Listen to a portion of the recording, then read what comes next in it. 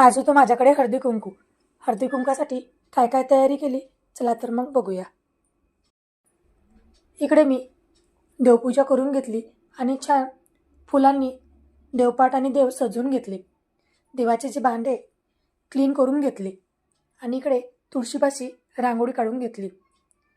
घरात धूप दीप आणि अगरबत्तीचा सुगंध घरात सर्वीकडे पसरला की एकदम पॉझिटिव्ह आणि सकारात्मक ऊर्जा आपल्या घरात निर्माण होते आणि एक वेगळंच वातावरण घरात तयार होते.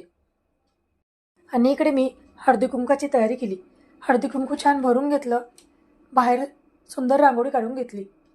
एरवी मी काळा कलर वापरत नाही, पण आज मात्र काळा कलर टाकला आणि चेहऱ्याचं आणि हाताचं क्लीनअप करून घेतलं. थोडी मुलतानी माती लावून घेतली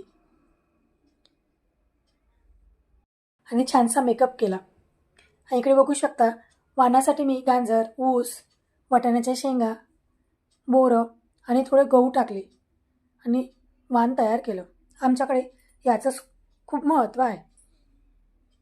इकडे मी सर्व बायांना जे रील ठेवतात ते डबे वाटण्यासाठी आणले होते आणि थोडी हळदी कुंकवाचं डेकोरेशन केलं. कसं वाटलं नक्की कमेंट बॉक्समध्ये कमेंट करून सांगा ताईंनो. असा होता आजचा व्हिडिओ. कसा वाटला नक्की कमेंट करून सांगा. आवडला असेल लाईक करा, शेअर करा.